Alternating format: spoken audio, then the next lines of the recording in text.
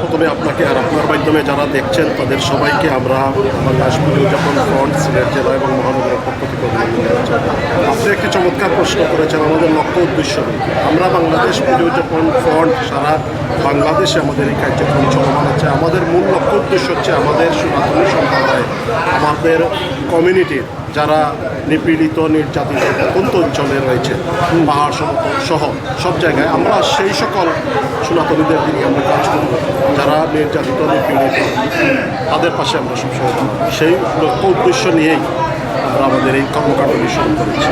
কিন্তু এটা বন্ধ ছিল, আপনি যেটা বলেছেন আপনি নিজে দেখেছেন এই বিগত 17 বছর আমাদের যারা বাংলাদেশের 17টি বৎসর বাংলাদেশের উদাহরণস্বরূপ যদি আমি বলি, আমাদের সিলেটের সুনামগঞ্জের সাল্লায়, আপনি দেখেছেন চট্টগ্রামের রামুতে, ঠাকুরগাঁওয়ে আমাদের সনাতনী নির্যাতন নিপীড়ন কীভাবে এই বিগত সময়গুলোতে হয়েছে। সেই সময়ে আমাদের একটি মতাদর্শ ছিল, আমরা একটি মতাদর্শে বিশ্বাসী ছিলাম। সেই সময়ে সেই 17 বছর যে রেজিম সরকার ছিল, তারা অন্য মতাদর্শের মানুষদেরকে তারা সহ্য করতে পারেনি বিধায় আমরা আমাদের সেই কর্মকাণ্ড চালিয়ে যেতে পারিনি।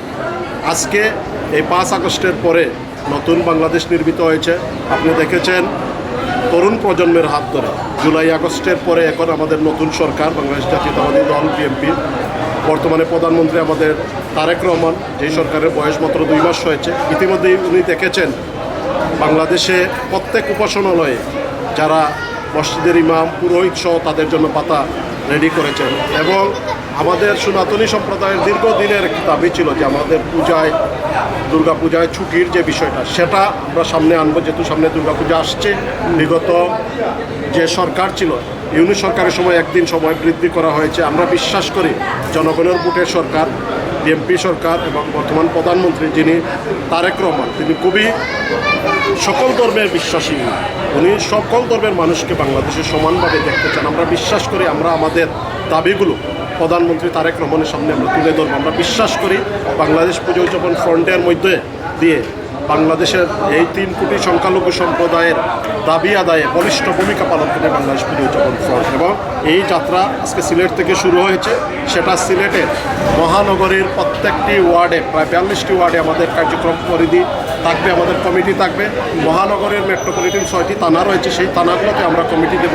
পাশাপাশি আমাদের সিলেট জেলায় প্রায় 11টি উপজেলা রয়েছে, আমরা 11টি উপজেলায় আমাদের ইউনিট থাকবে, আমাদের কমিটি থাকবে এবং তাদের নেতৃত্বেই আমরা আমাদের এই অবহেলিত আমাদের সনাতনী সম্প্রদায়ের পাশে আমরা দাঁড়াতে পারবো।